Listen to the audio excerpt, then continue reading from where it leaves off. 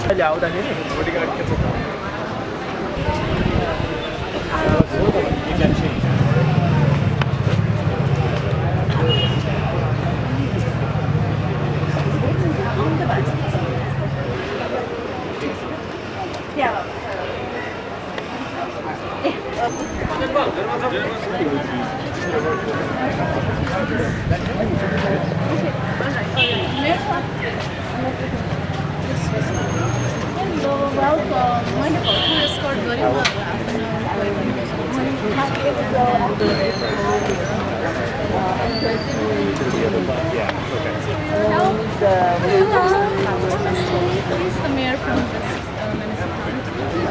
He is also the capital. Sorry, I'm the deputy director. Nice to meet you. Thank you so much. Thank you. It's a beautiful city. I can't stop looking around. Oh, I see. Even though I've been here. Sorry for the disturbance here and there. Ongoing construction. Do you know? No, he just Just left. I was also sorry. So nice to meet you. Yes. Yeah, and the panel section, Rameshji is inside, so yes. Pleasure. No. Okay. Because you know, I was.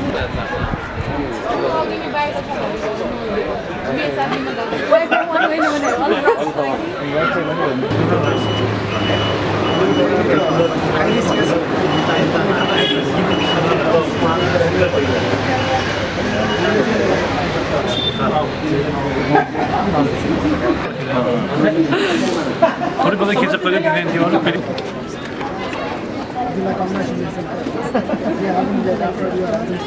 मेरे बने के digital communication मात्रै भएको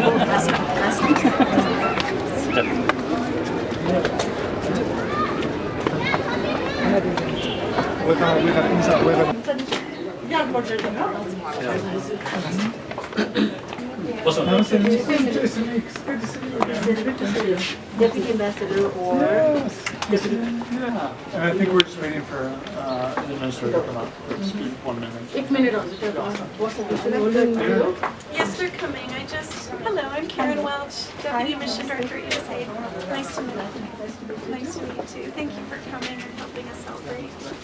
Yeah.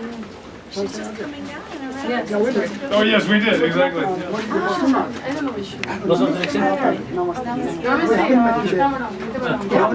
No, we have not.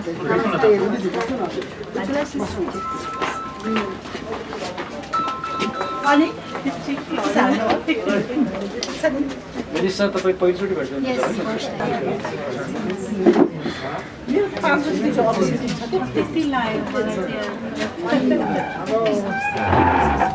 यहाँ रोजीजीले चाहिँ यहाँ पार्नु भएको छ अनि उता 5 बजे मेरो अर्को मिटिङ छ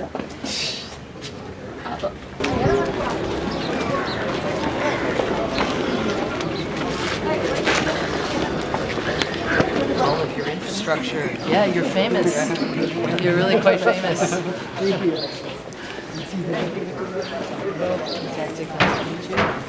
Hello?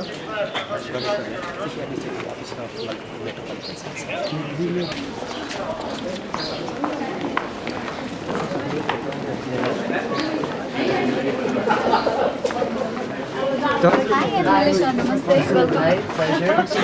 One of the finalists, Yes. the young entrepreneurs. Great. Can't wait to hear your thoughts.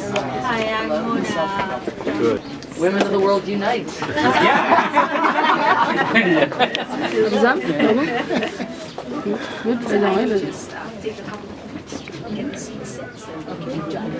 Sure. Thank you. Yes.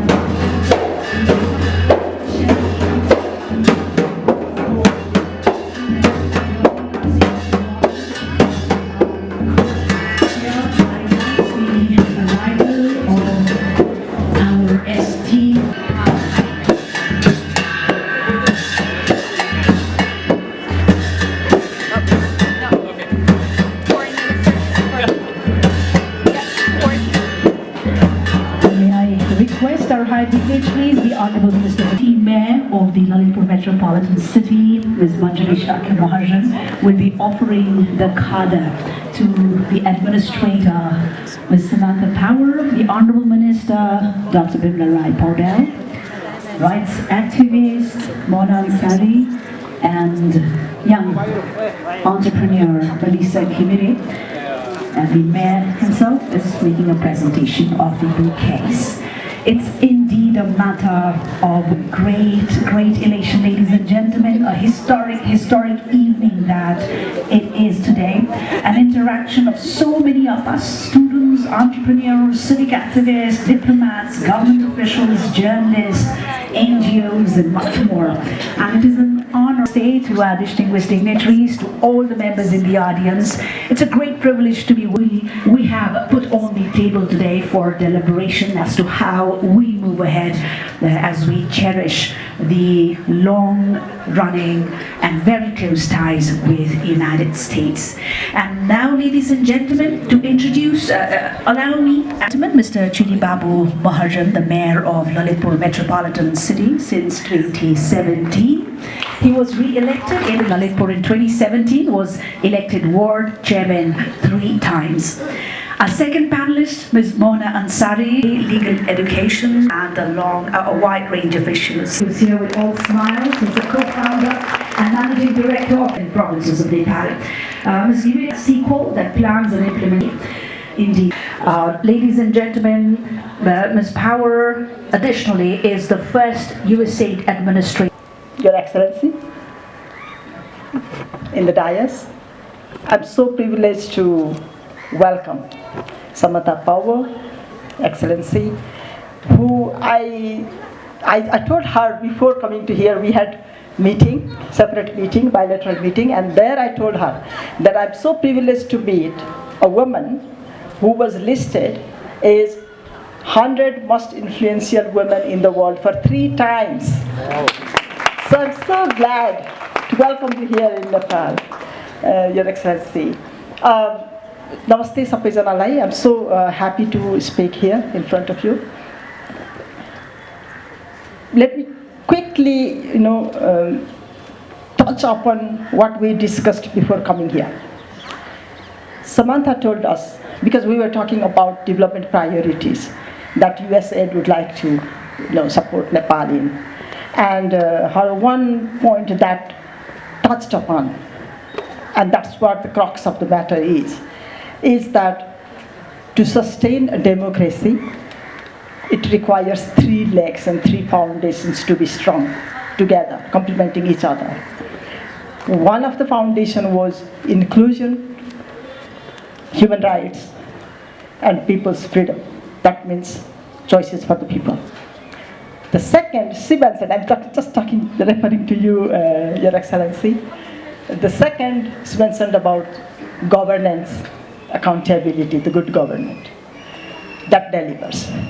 And the third is inclusive economic growth. And USAID wants to support now for inclusive economic growth because we are somehow moving ahead for the rest of the 2. Exactly same that I'm talking here. Nepal is a country that went to a bad, sometimes movement, sometimes it was a war time, and we invented homegrown peace process to conclude the war. There are very few countries in the world who have settled war on their own with the homegrown process, creating win-win situation and re-established democracy. And now we are moving forward for the rest of the other pillars. So this is, I feel so proud to be from this country and talking about democracy. So here we are. Let me now go through the formal speech that I've written. Okay. Yes, Sir Administrator, Madam Samantha, Excellencies, distinguished participants, ladies and gentlemen. I know many friends are here, so sabaiलाई एकैचोटी नमस्कार. It gives me a great pleasure to that this was your first visit. So I wish that you could have a bit longer visit like this, maybe in future. I'm more confident that your visit in Nepal will be an important step to further strengthen our long-lasting relationship between two countries. There have been significant development, as I said, in Nepal-US relations in recent time. Last year, we celebrated the 75th anniversary of establishment of diplomatic relations between Nepal and the United States. This visit carries a high significance in the context too. A firm commitment to democracy, human rights, and people empowerment are the values that are common between Nepal and the United States. I'm very happy and privileged to share that the year 2022 remained important in Nepal's history and political front. The second cycle of elections have been completed very successfully. Elections were successfully held at all three levels, local, provincial, and federal. This has been an important milestone to re-establish and strengthen Nepal's democratic processes and consolidating democratic institutions. Your Excellencies, ladies and gentlemen, democracy has been the culture, ethos, and passion of Nepali society. Nepali people had to strive hard to institute and sustain the democratic gains. We had to face challenges and setbacks of many kinds, and the country's history is marked by continuous struggle and sacrifices of its people for freedom, rights, and dignity. In this occasion, let me quickly reflect. My generation have seen so many movements. When I was born, there was active monarchy in this country. Active monarchy went to democratic monarchy, constitutional monarchy. And then we entered to democracy. And now we got rid of monarchy and we are now republic. So in every moment, in every change, there were street protests, there were movement from people to foster democratic practices. And this is how the today's democracy has been established. So my generation has seen 4-5 level of movements. So we have gone a long journey within a short period of time, and then we are in this moment. So for this, there are so many challenges, but so many things that we need to celebrate on. Federalism is one of the successes that we can celebrate now. We have democratic rights. We have constitution that has listed many fundamental rights for people. So that is one of the things that we celebrate. The next thing that we celebrate is the space where I am today. We have inclusive polity, at least. We have democratic governments at the local level we have nearly 41% women participating, elected, participating in the local government. We have 33% women participation in parliament. So these are, and we have participation of people from different caste and ethnic groups. We have participation in politics of different structure from people with disability, for example. We have people representing different language, different culture. And these changes have come from a very, movement of and aspirations of Nepali people. So we have so many things that we celebrate today. And I'm proud of these changes here. And that's why we say democracy has been culture, ethos, and passion of Nepali people. So we keep on moving to ensure these things. We have made full commitment of establishing a society founded in inclusion and participatory principles, and have demonstrated progress, especially in representation of women and other underrepresented groups in policy and in decision making. I'm very happy to share with you, as I said, that we have all three levels of government which are very inclusive compared to many other countries. I also want to I also want to tell you that when we started this inclusion process, there were only 5% of women, less than 5% of women in the parliament. But with the process, of establishing democracy, fighting for democracy, reestablishing democratic practices, we have now entered to at least 33% women in the parliament, and which is not a joke. It's a really great achievement that we have. Excellencies, Nepal's unique homegrown and peace processes, as I said earlier, was not only a transformation of historic proportion, but also a success story of countries in conflict situation. This has been a rare political course in which a country ends armed conflict by reaching a political settlement and making a democratic constitution through an elective assembly. That happened in Nepal. I must acknowledge in this context the support and solidarity received from our friends in international community, including the United States, in this journey. Especially when I talk about United States support, I remember USAID and United States support for organizing people, building people's voices, and incorporating those voices and those aspirations in the Constitution when we were drafting the Constitution. And this is where United States support has been greatly acknowledged. Thank you for that. Our political course having taken a stable shape, Nepal now has the foundation for a democratic society to flourish. We have the institutions and structures. Their strengthening and improvement is a continuous process. Nepal has a very vibrant civil society and open media and community of human rights defenders. They are functioning freely across the country, complementing the government's effort on empowering people, raising awareness, maintaining rule of law, and good governance. Nepal has been pursuing participatory approach in every process of development and ensuring inclusive dialogue with all stakeholders, including civil society. In this context of promotion and protection of human rights, our Constitution itself recognizes the role of civil society. Dear friends, when I emphasize political side of democracy, I am equally mindful of the fact that democracy can only sustain if advancement in economic front takes place. Freedom to speak, freedom to express, and freedom of choices are important for the people. So is the freedom from hunger, want, and fear of unemployment. Economic transformation can only happen when the government, private sectors, and communities work together, hand in hand. Our Constitution envisages to enhance national economy through participation of development of public, private, and cooperative sector. Business apex bodies are consulted before government takes a decision on key economic matters, and so the civil society organizations. Nepal is committed to protect and promote human rights at home and abroad.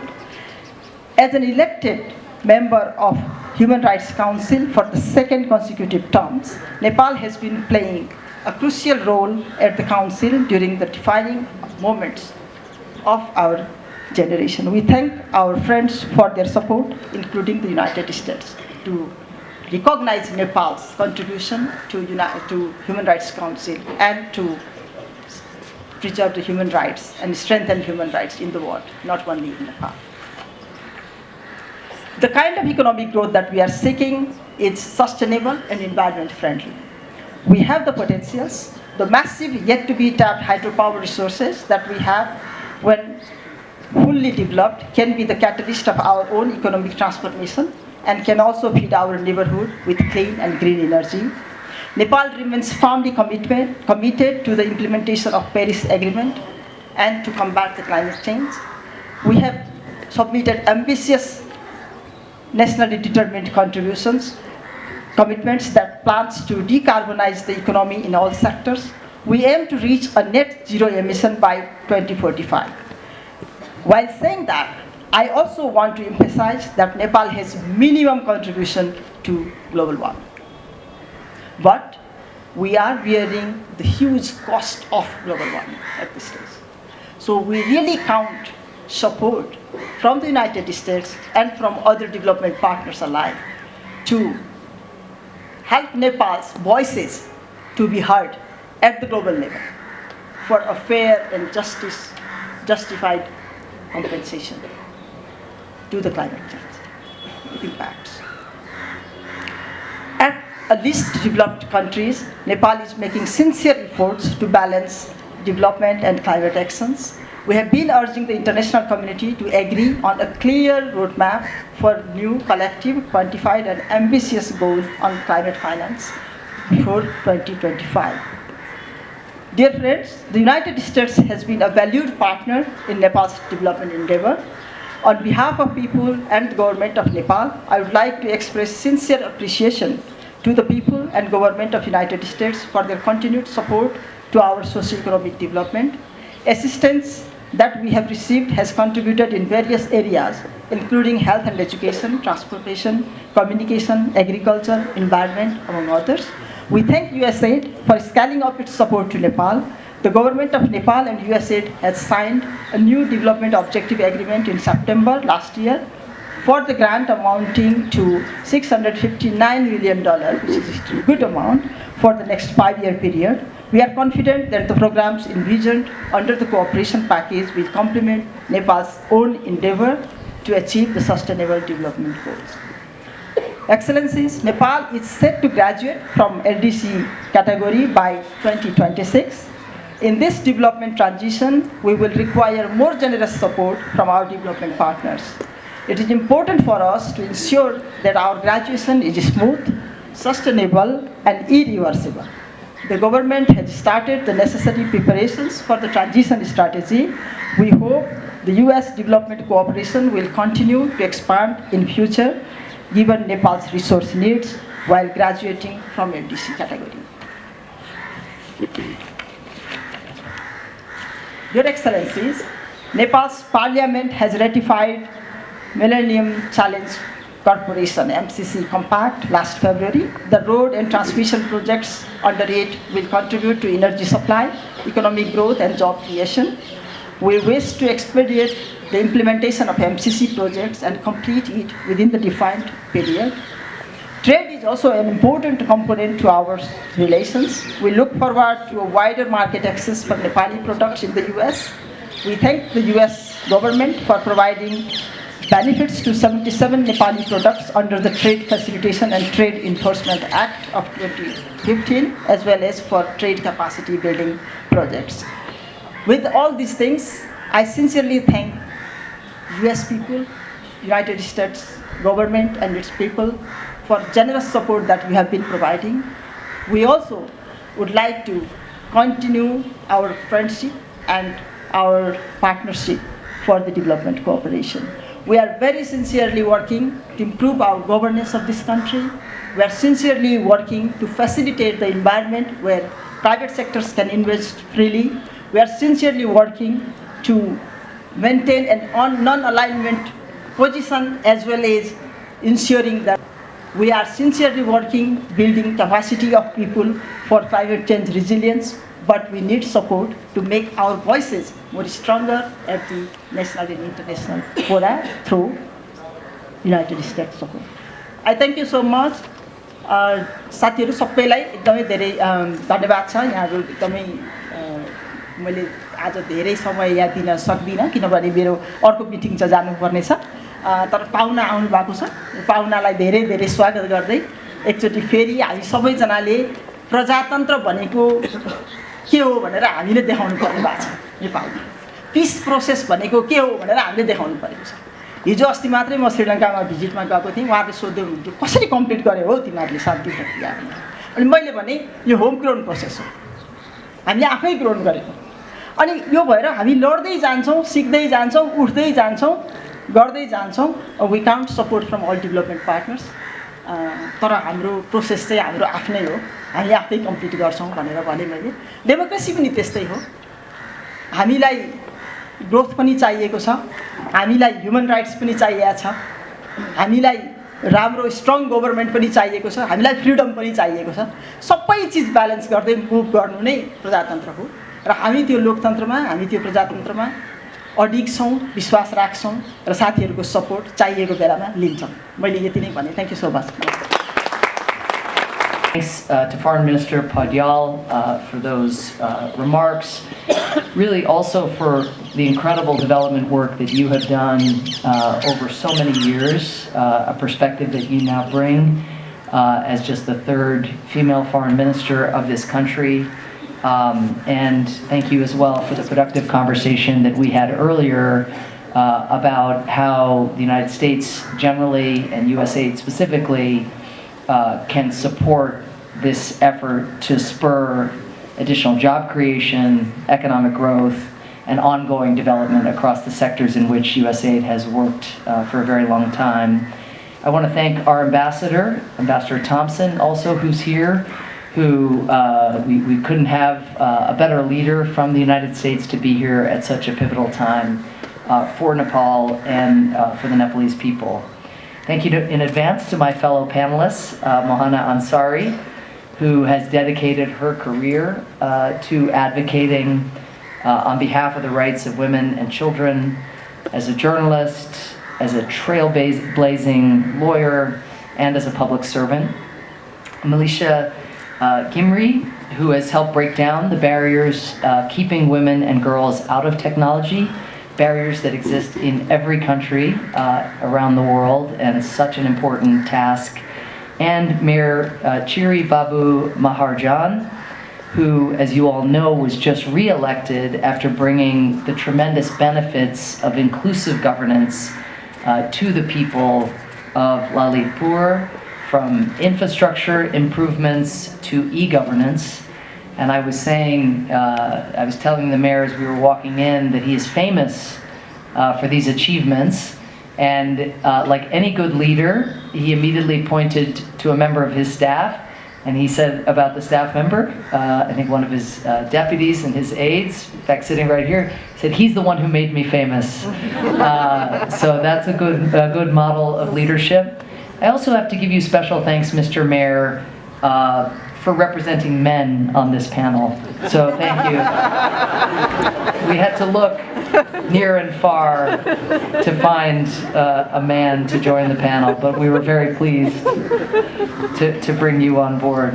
I'm grateful for the opportunity to address you, and again, I'll try to be very brief because we want to get into the discussion. So many change makers in the audience who are working to build an inclusive, prosperous, and democratic Nepal. Nepal has demonstrated a remarkable commitment over many years to democracy. In your most recent election, hundreds of thousands of poll workers, ordinary citizens, mobilizing to make voting safer for women and historically marginalized populations. You successfully ran free and fair elections for more than 30,000 seats across local and national governments. So today is a moment of extraordinary opportunity for the prospect of a even more democratic and prosperous future for Nepal. A future where parents can reliably feed their kids and send them to good school. Where women feel safe and respected in their homes and in the workplaces, where no young person has to choose between earning a decent wage and leaving their beloved home country. That is a choice too many Nepalis still find themselves having to make. A country where every voice is heard.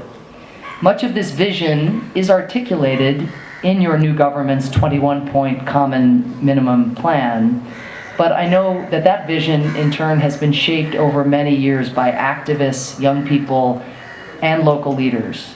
Leaders like the two recently named International Women of Courage winners we have here with us today, Bhumika Shrestha, who is fighting for a future in which a person's gender identity does not exclude them from citizenship, and Muskan Khatun, who after surviving an acid attack at the age of 15, successfully convinced Prime Minister KP Oli to call for new laws prohibiting acid attacks and regulating the chemicals often used in these attacks.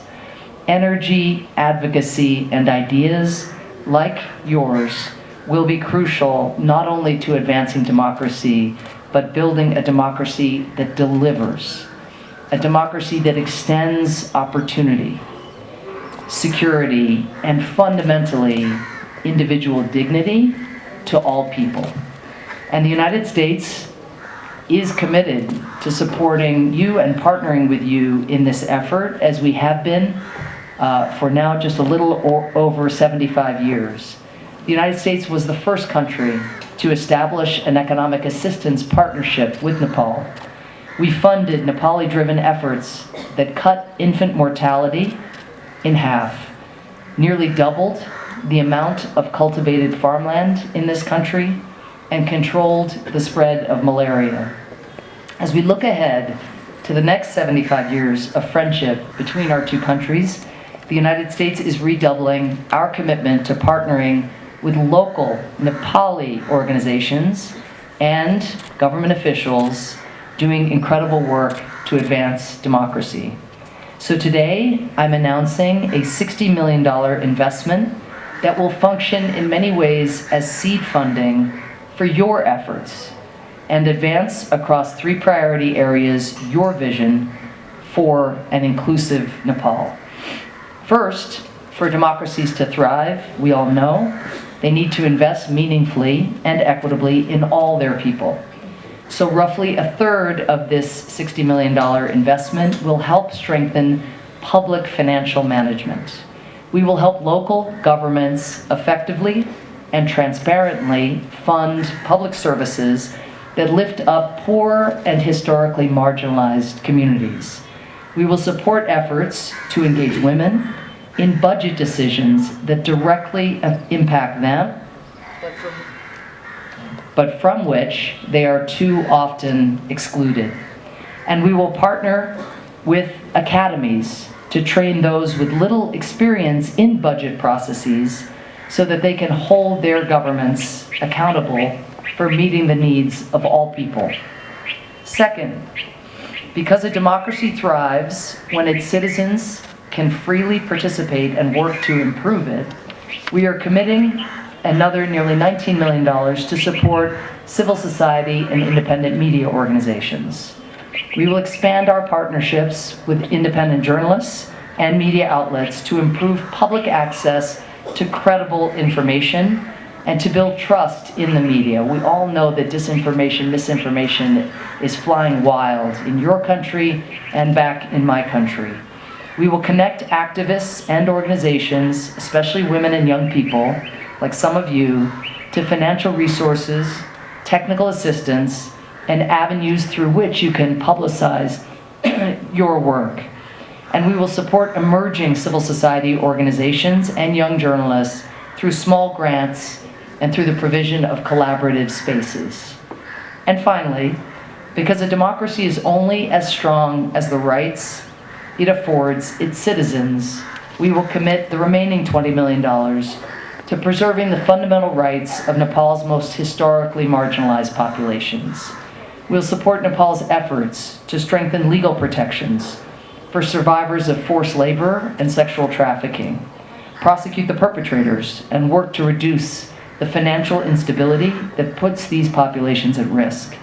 We'll help expand the government's capacity to collect demographic data on hard-to-count populations, as LGBTIQ+ advocates successfully lobbied for. And we will help young people, women, and traditionally disenfranchised ethnic groups, castes, and religions, help them to more easily participate in the political process as voters, as candidates, and as political advocates. Today, you have a government that has been elected to take the next step on Nepal's democratic journey. But to succeed, it will take all Nepalis working together, supporting your communities, building businesses and civic organizations, creating opportunities for young women and men, defending fundamental rights, and fiercely advocating for progress and also accountability to the commitments that have been made. The United States stands firmly behind you as you work to seize this moment of immense potential, and I look forward to hearing first from the panelists and then from you about the ways we can further support your efforts. Thank you so much. Was my school for 10 years. Up until late 70s when I finished my school. So I spent 10 years over this premises, so I know all nooks and corners. Okay, that is one thing. So I'm very glad to have all of you here in the premises, including Your Excellency, the American Ambassador to Nepal. Okay, the question is very important, very good. In accordance with the new constitution promulgated some 7 years ago, it did provide tremendous authorities to the local units, like local levels, like us. In Nepal, there are 753 local levels. Out of that, 293 municipalities. Out of 293, 6 metro cities. So one of those is Lalitpur Metropolitan City. Now this is very, very old city. So it is quite important that we are exercising this democratic exercise that is given by the new constitution. So in that case, previously, most of the people have to go to the parliament building or the different government agencies in order to cater their services. But now that is not the case. So now the Singadarbar, that is the parliamentary building, has come to our nook and corner. So we don't need to go here and there. The people doesn't need to go here and there. We got 22 absolute rights. Previously, just a couple of those were here. But now all of those are here. So they don't need to go here and there. So that is quite good.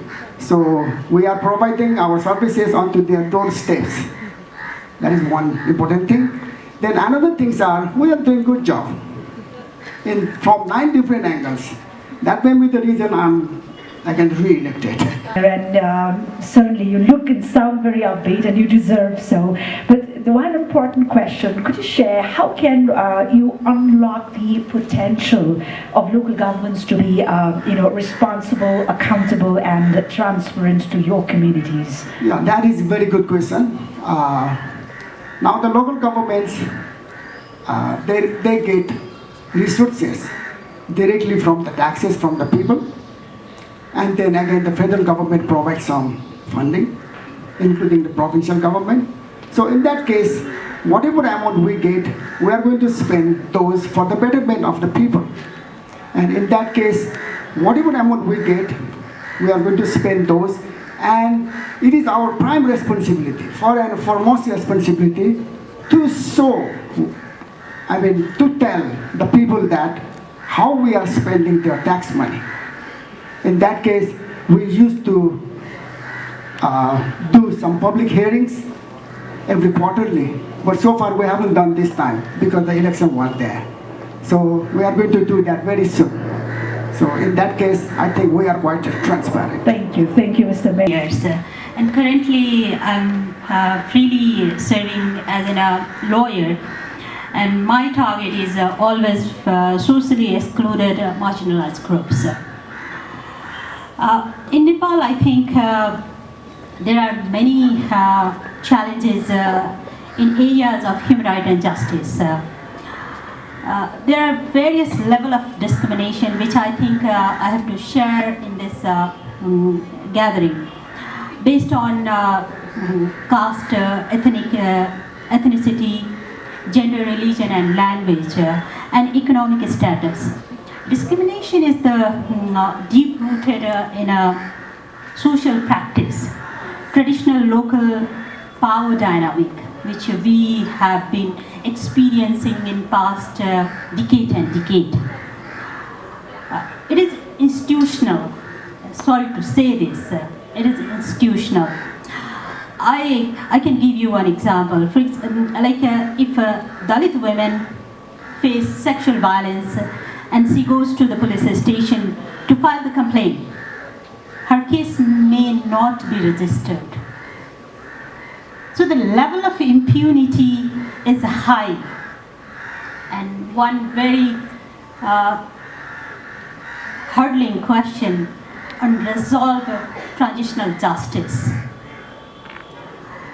Still waiting for justice and reparation. However, in last 10-15 years, we have been some positive indication as well.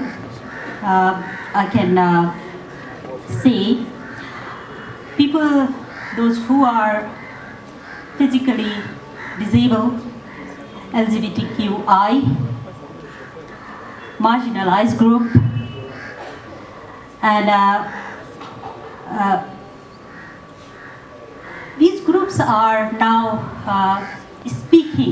started speaking how they are feeling, how their issue has been left behind. Now they have started raising their voice. Yeah, thank you, And this is just to add on. I know it's a very difficult to summarize in a whole everything, but media and civil society activists are like, for me, it's like from my childhood to now, there's a very vibrant society. And I think I just want to add one more thing, and then maybe I can close it, because there is a lot of things I answer to in one line. But if you see one widow woman killed and gone missing, and then a group of grassroots women walking from Nepalganj to Kathmandu and demanding for justice. It's a 600 kilometer from Nepalganj to Kathmandu. By walking, these women are in Kathmandu. So, sorry, I stop here. Thank you so much. I'm sure we're not doing justice to the panel, given because all of us here, we're looking towards the future, and there are majority of the audience here are youths. So what could be those two actions young people can take to protect civic and media space? Madam Ansari, if I may interrupt, yeah, this question was for you, because many youths are looking at you at the moment. Apologies for the intervention. My question was, since all of us are looking towards the future from this point, from this place here in, what could be those two suggestive actions that you could make at this forum to young people so that they can take to protect the civic and media space? If you could answer that quickly. 15 to 25. The youth's vision is approved by the government. So in my suggestion, if the 40% population are youth, where is their space? How this is going to be secured? And who is the accountable to engage them? I think without engaging them, the democracy and I think rule of law, human rights is unfinished task, in my opinion. And then if we see Nepali youths are facing lots of challenges. More than 500,000 youths is leaving country for the migrant work. And you know, these workers are like 74% workers are unskilled. And this is the high threat of the trafficking, in my opinion. So what is I know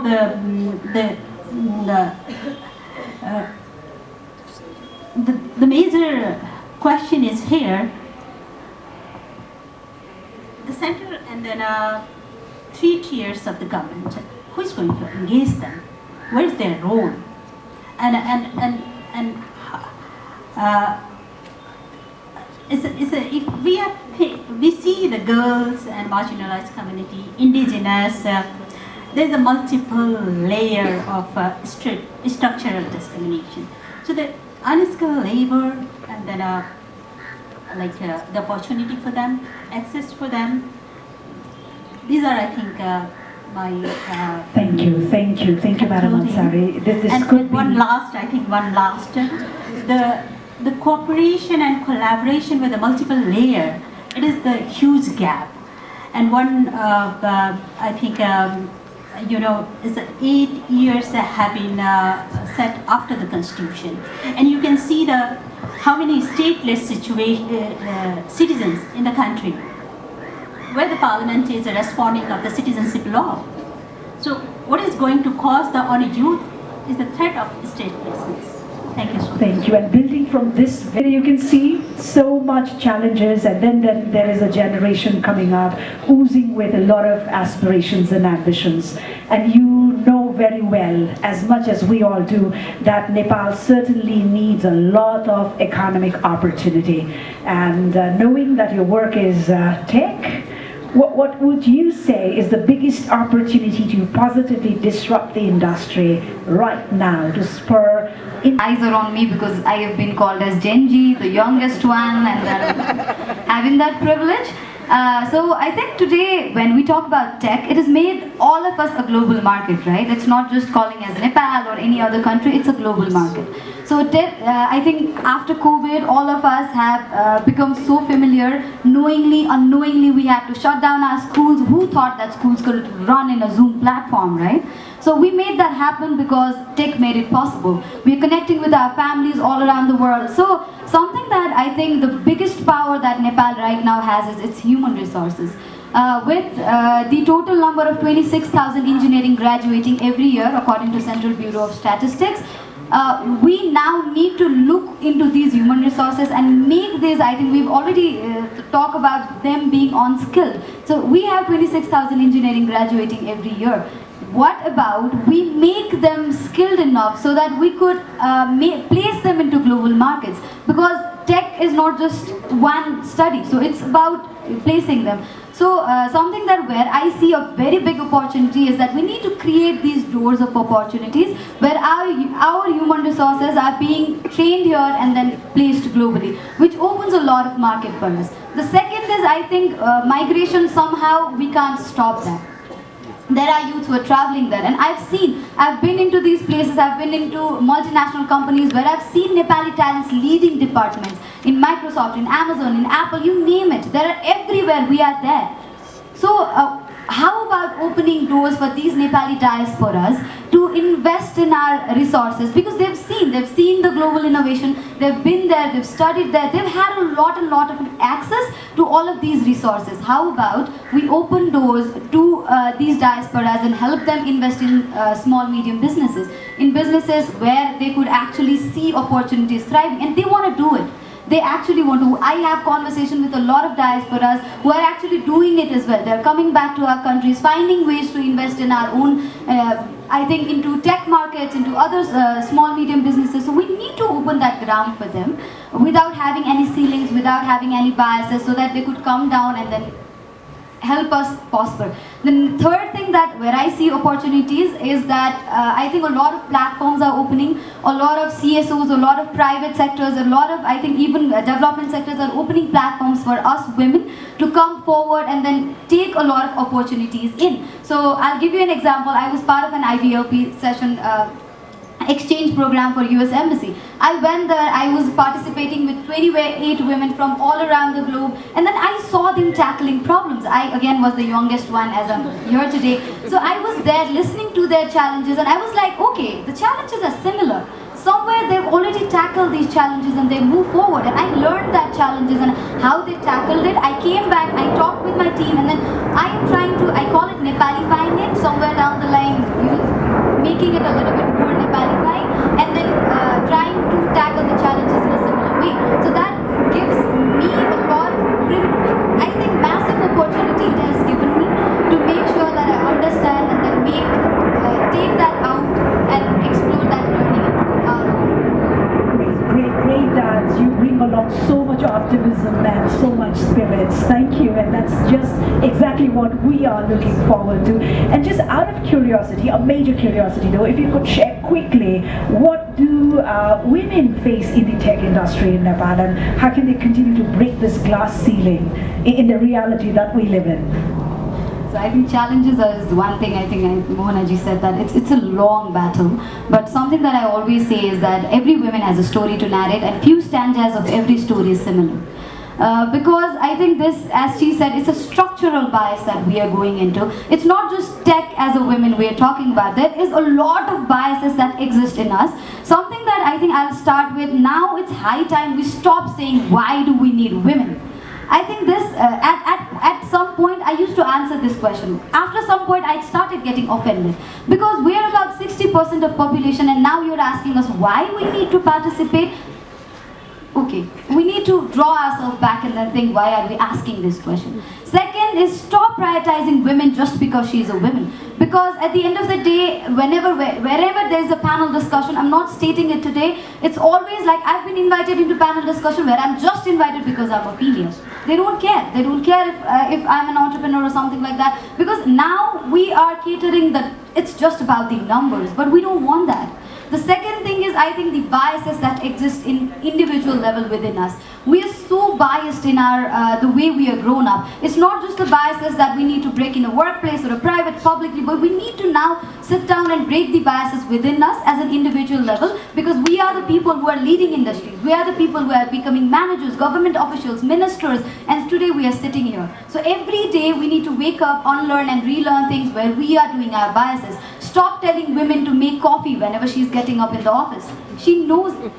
So there are biases. So Thank you so much, Melissa. Thank you so much. And this gets us just set to take questions from the members in the audience. We will have time to take maybe a couple or 3 questions from the audience.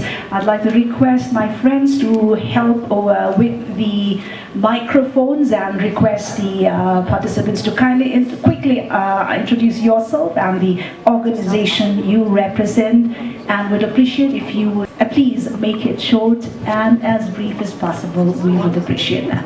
It's me? Thank you. Yes, sir. Let me introduce, I'm Rajkumar Trikhetri, a development professional, and also working in one of the local works supported by USAID. So, having said that the development and the democracy, I'm a little bit wanted to talk about whether democracy contributes to development or development contributes democracy. And sometimes it is complex, and also sometimes very context specific, and also at times contagious too.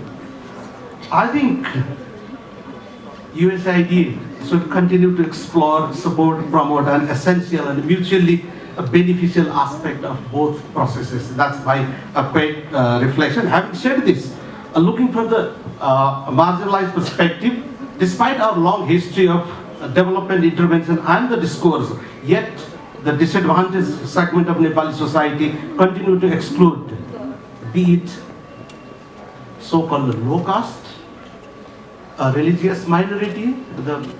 Mona madam has already pointed so many things. So our development and democracy efforts has not adequately brought transformation in social and political status, living life of dignity. That's one. And another point that I would also like to highlight is I'm a development professional and also looking from a disaster and disaster dimension too. So if you could head like straight to your question. Yeah, I would like to highlight this is more of a comment. Yes. Right. Yeah, I would like to highlight the emerging climate change-induced disaster risk opportunity agenda in our Nepalese context. We are exposed to multiple hazards and creates disaster risk, and we are exposed to multiple hazards that creates a multitude of disasters throughout the country. Every year, about 500 disaster incidents happen, go to your question. Resulting loss of public property, infrastructure, human life, damage properties, affecting livelihood. These shocks. In view of the time of the dignitary, sir, thank you so much. I think we have already taken a very valuable comments from you. Finally, I would like to Thank you. Thank you, sir. Your Excellency, and all. Thank you so much. Can we head towards our next participant, please? Very good panel. My name is Kanak Dixit. I'm a journalist. Because the guest from the US is here, if the other panelists don't mind, my question will also be directed to Madam Sananta Power. What you said about Nepalis leaving for overseas work, that really goes to the heart of the matter. If we could do anything to reduce the need for Nepalis to leave home and hearth to go overseas, that would be like a trigger, that will be the key to everything else going right in our country. So my specific question regarding US assistance to Nepal, what you said relating to work on malaria, work on internal migration, livelihoods, etc., absolutely was where it was. And I might also add Peace Corps, which helped open the eyes of Nepalis to the world. However, my question specifically is about the MCC compact and the injection of $500 million into the Nepali economy when so little grant aid is coming to this country. It is vital. So might I ask that the US government look at Nepal, assistance to Nepal as assistance to Nepal rather than part of any kind of geostrategic angle in relation to Asia, the world. Nepal should be important for the US because this is Nepal. That is how it has been in the past. So in the future also, as global competition escalates, it would be fantastic if the narrative coming from the United States regarding assistance to Nepal were seen as assistance to Nepalis. Thank you, Mr. Dixit. Madam Administrator, would you like to make a comment now? Maybe I can combine the initial set of comments with the question. I thought when you were saying that I was the honored guest, that would mean that in respect for the honored guest, you would not ask her a question. You would spare her a tough question. So this is better. So thank you for giving me the chance to respond to that. I mean, let me just first say, with regard to the false choice, I think about the sequencing between development and democracy. You absolutely have to work on both at once. If you pursue economic development and leaders at whatever level of government are unaccountable to the people, if the people can't complain when the water is polluted, or when the bribe is demanded, or when the electricity goes out or shocks the child, where does the incentive for actually providing safe and inclusive development come from? Development can happen, economic development can happen, but will it really be inclusive? At the same time, if you have lots of elections and leaders come and go, but they actually aren't focused while in office on delivering the fruits of economic development, well, where does that leave citizens, as you said? Where is the dignity in that?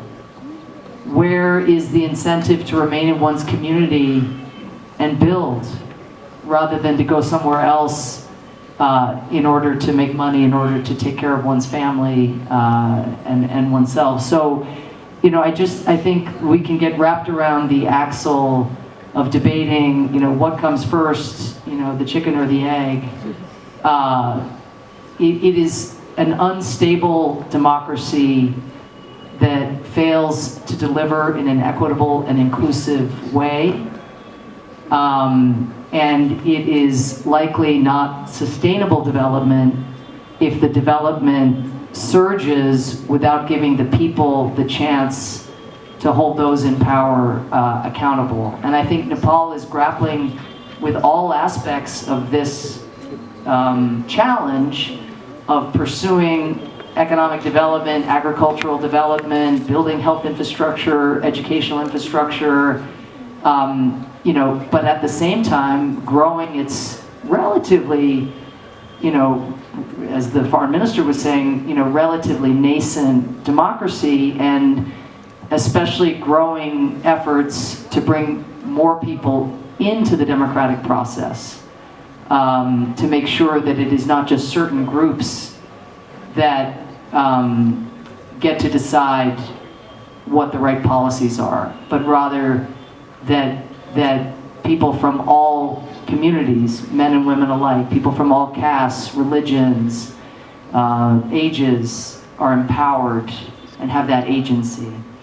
To the question for me about viewing Nepal for its intrinsic worth, you know, I really hope that 75 years of partnership between the United States and Nepal, and more than 6 decades of USAID programming, or going on 6 decades of USAID programming here, really testify to just how deep the regard is for the Nepali people and your journey for its own sake.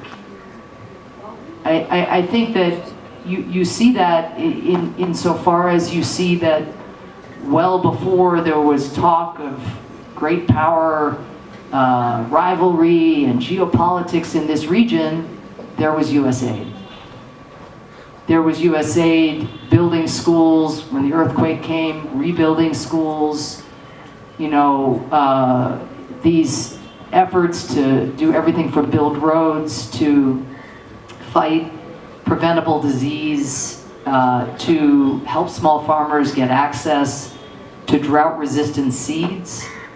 Our objective as USAID and as the United States government is for us to migrate to a trading relationship, to move out of the assistance business altogether, and to be catalytic, even more catalytic than we are now, where when USAID does make an investment, we're talking to local banks about what they want to contribute, talking to the local private sector, bringing in the multilateral development institutions or the US private sector. I mean, fundamentally, we want economic growth, sustainable development, and that is going to reside exclusively in the communities here. And here I would just say that the US development model really is to work US assistance agencies out of business. And the proof of this is 8 of our top 10 trading partners, of America's top 10 trading partners, are former recipients of US assistance. And we know, I met with young people today, just the kinds of people that you're talking about who we want to stay and shape this country. There was about 10 students roughly that I talked to, boys and girls, in around 10th or 11th grade.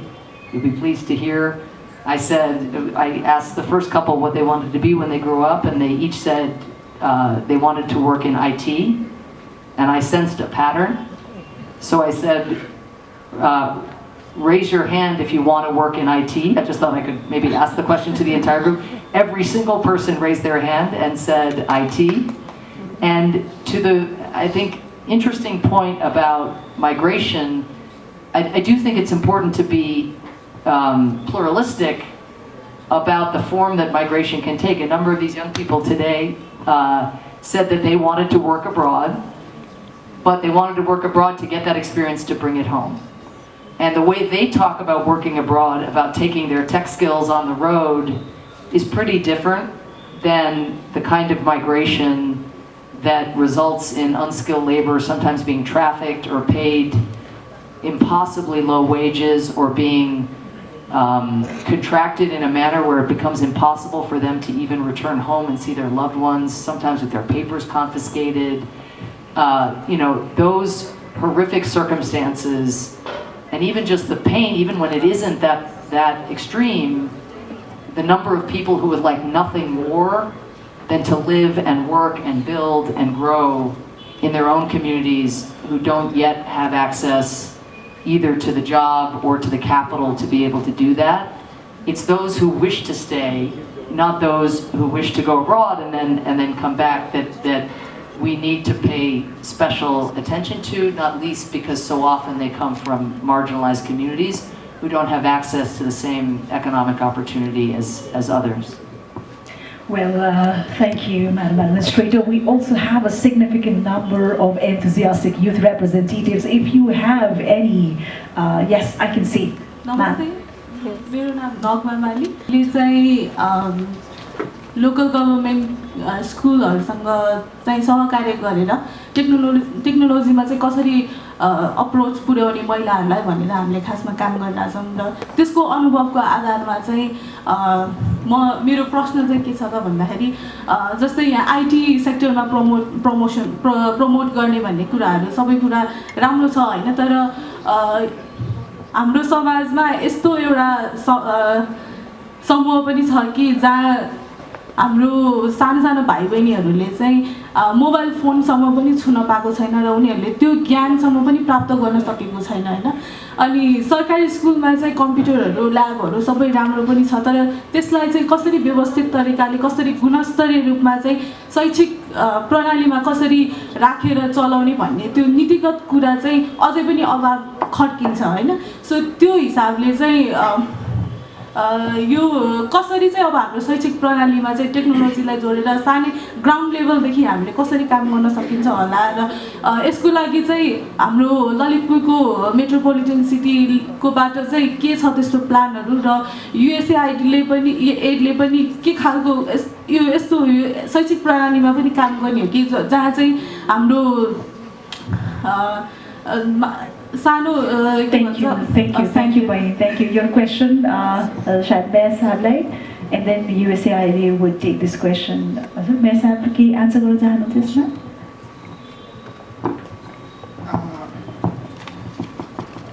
धन्यवाद प्रश्नको लागि. Thank you for the question. My reply is very short. Okay. In that case, we are trying our best endeavor in order to computerize our community schools, and in that case, Lalitpur Metropolitan City is one of the CityNet members. And during last couple years, we have computerized 6 local community schools, and that we are going to expand. Thank you. All right. Yeah. Can I come over to you and maybe the Madam Administrator? All right. Hi everyone. My name is Ajay Yadav. I'm a final year undergraduate student of development studies. And in this recent election, as most of our dignitaries, they mentioned about the success of election and all those things, my recent engagement was also related to election. So me and a couple of my friends, we decided to establish a website called Mero Pratinidhi. Through that website, we wanted young people, to know about their candidates and get some features like compare the candidates, know their historical background, and then cast their vote wisely. We started with 5 people, and then we ended up 200 people from different parts of the Nepal. So right now, election was successful. We had major significant participation of the people. But reality check, if you check the turnout rate from 2013 to 2022, the turnout has been in decreasing rate. It has been in decreasing rate, and there might be different factors behind that, but the low participation of young people, especially those population who have been coming in Kathmandu or major cities for their education purpose, let's term them as a floating student, their lack of participation was one of the major factor to consider. Well, there are many agencies from different countries and organizations over here. They were mainly focused on promoting voter education and voter registration. But I do think it's very high time to understand that besides voter education and voter registration, there might be some other factors that we have to consider. So this is a food for thought, but not a question, but to all the candidates or the representative over here. Maybe we have to think more than that, voter registration and voter... Thank you so much. Thank you so much for your inputs. Yes, lady in the black jacket. Please go ahead. Namaskar, I'm Roshni Adhikari, a student of law, and I am also from Blind Youth Association Nepal and Secretary of Blind Youth Association Nepal Valley Chapter as well. And I have a question relating to different 3 issues, but they are belong to disability. And first to the Samantha ma'am that we are highly privileged through the grant provided to work regarding the political participation, as we will succeed to make the people aware regarding the voter card and succeed to register their voter ID. But still, their right regarding political participation has been realized, but still not fulfilled. We have still lots of things to do, but if we are provided more grants, then we can do lots of things, because I myself is blind and I need some assistance while casting the vote, and my confidentiality hasn't been respected yet. And similarly, because of the structural and physical barrier, many persons with disability feel difficulty to go to cast the vote, and many people with disabilities were not getting right because of the accessibility problem. So, and we required some program for that as well. And my next question is relating to entrepreneurship to Miss Gimiri. I may forget her name. And regarding the entrepreneurship or regarding the employment opportunity, still being person with disability, there are lots of challenges. Persons takes us as the level of the charity, and so the reason, although we have the skill, we are not recognized. So what type of policies or what type of program have you thought to include us? We have the knowledge regarding the technology as well, but we are not getting the space. So how can you join our capability and technology with the employment? Thank you. Thank you, ma'am. Thank you so much for these valuable questions. I will come to Madam Administrator towards the end, but first let me hear from Marisa, if you could answer your bit of the question. Right. Yeah, thank you so much. I think Samantha wanted me to also address the first question that was asked about the computerization, so I'll also go with that. Thank you so much for doing whatever you have been doing, but something that I want to address is computerizing is very important, but having a right kind of teacher to actually assist with that is another thing I think we need to look at. Something is the only solution to this problem. Public, private and development agencies, and also with government. So we call it as an ecosystem approach in our organization. When all of these four pillars come together is only when we can actually have these developments going in. So just we as a public or we as CSOs can't provide exactly the sustainability. We can go there, do it for a year or two, but it's not sustainable. So we need to have governments putting a lot of effort, not just in computerization, but having the right kind of teachers who can actually assist the students in teaching them. So that's something that I wanted to address. The second question is, thank you so much for raising it.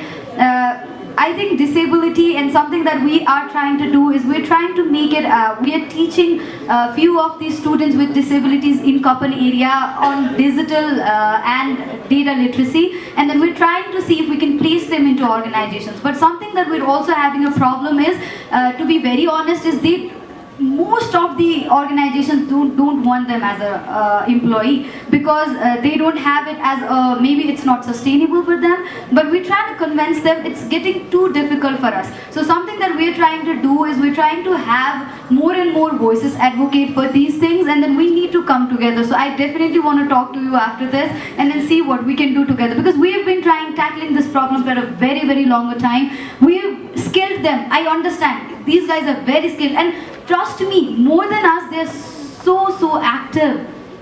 They're so mindful, they're so accountable, but at the end of the day, when we want to place them, none of the employees are ready. They're making some excuses, and we know that they're making excuses because of their disability. Thank you for this great sharing. I'm sure this creates a very much wanted ripple, so that we start thinking and also get to know so many good works that are underway at various arenas. Thank you, Malaysia. I'm sure they will have a lot of food from your side to be shared, maybe even after this engagement or this interaction ends. So before we conclude, may I now again turn to Madam Administrator, if you could address the few concerns, a couple of concerns or three that were raised. I will. Do you mind if we? Oh. That is really sweet, pretty inclusive. I was hoping the monkeys would come down. Maybe just since she hasn't had a chance to weigh in. Thank you for that gesture. From my side, nothing to answer, but the one thing in regard of the disability, I think everyone should understand what is the disability and human right. And they must it's not only to address their problem, you are addressing the human being issue. And I'm sorry to say that most of the time I'm unable to convince the administrator that disability is the opportunity, it is not a challenge. So addressing their, for example, white stick, walkable city, and accessible for administrative building, and access for the health, and so many things. It is very important to address any kind of disabled person need. Thank you so much.